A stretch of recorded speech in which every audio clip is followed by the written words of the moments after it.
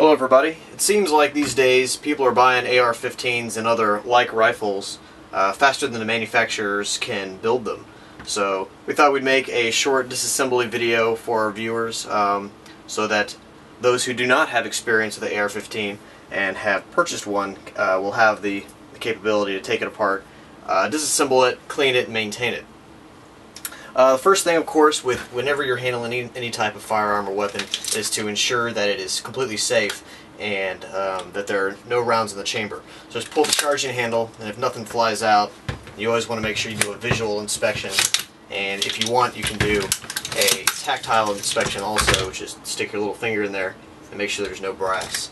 Okay, to get started, we want to make sure that the bolt carrier group is all the way in the forward position. If you can stick your finger in the ejection port here and there's nothing there to stop you, then your bolt carrier is back here. You want to accomplish this by pulling the charging handle all the way back until the bolt release will release. And then let it go forward. You don't have to let it slam forward, just let it ride forward. And then now you have the bolt carrier group in the forward position, and we're ready to take the weapon down. We're now ready to separate the upper and lower receiver. You do that by two receiver pins located here and here. Some people push them both out at the same time. I always push the rear out first. You start it that way, pull it out from the side. It allows the weapon to open like this. And then you can push the other receiver pin, which separates the upper and lower. You can set the lower aside for now. Now we want to remove the bolt carrier group and the charging handle. The easiest way to do that I've found is just to invert the rifle so it's sitting on its top.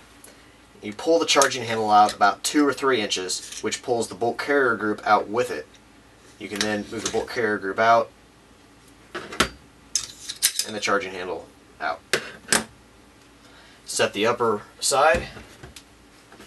Now we have the bolt carrier group here and the charging handle here. First step in disassembling the bolt carrier group is to pull out the firing pin retaining pin, which is a small pin that's located about halfway down the bolt carrier group. And you just, if it's a brand new rifle, it may be kind of hard to get out. You may need some needle nose pliers, but this rifle's had thousands of rounds through it, so it's pretty easy to get out. Just pull it right out. What that does is allows the firing pin to fall out the bottom. Again, with a new rifle, you may have to kind of work it out, but a seasoned rifle will it'll just fall right out. Next, we want to remove the cam pin. While the firing pin is inside the bolt carrier group, it actually goes through the cam pin, so you can't you can't do this in the wrong order. The way you remove the cam pin is push the bolt all the way back. You see the cam pin here. You want to rotate it 90 degrees. Again, it cannot come out unless you do it correctly. So you now have it rotated 90 degrees, and you should be able to pull the cam pin out. See, this is the hole where the firing pin was going through when it was inside the bolt carrier group. Now that the cam pin is removed, you can easily pull the bolt out. You now have the bolt carrier group down to its component parts. The bolt carrier group, the firing pin retaining pin, the firing pin, and the cam pin. At this point, when I'm cleaning these other component parts, I'll go ahead and take the bolt carrier group and just submerge it in whatever solvent it is that I'm cleaning with. Putting things back together is literally just the reverse operation. You'll first put the bolt into the bolt carrier group. And you can't put it together backwards. It won't let you. One way to tell which way the bolt goes in the bolt carrier group is to take the extractor, which is the part here that looks odd, and it should be on the side of the bolt carrier group with the striations. Once you get it aligned, and you can see down here, this is the hole where the cam pin goes. Gotta get it aligned just right. And you can drop the cam pin in like this. Remember, once you get it in, you rotate the cam pin 90 degrees, which will allow the firing pin to be dropped in the back. You want to make sure you push it all the way down. It goes through the cam pin and you'll actually see the tip of the firing pin out of the face of the bolt. Then take your firing pin retaining pin, insert it into the bolt carrier group.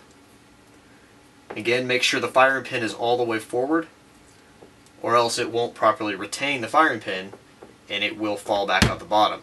One way to test is if you can get a hold of it with your fingernail, just try to pull it out, not too hard, and you can do that and see if it comes out. Now that the bolt carrier group is back together, you want to test it and make sure that everything's correct before you put it in the weapon. I've always heard this called the flick test. There's probably a better name for it, but literally all you do is have the bolt all the way back, flick, the bolt should come all the way forward to where the cam pin is then under the gas key. So let's put it all back together now. You want to retrieve your upper receiver, the bolt carrier group, and your charging handle. If you'll notice on the charging handle you have these little extrusions here that will allow you to drop the charging handle in like that. Push it in just a little ways, just a few inches.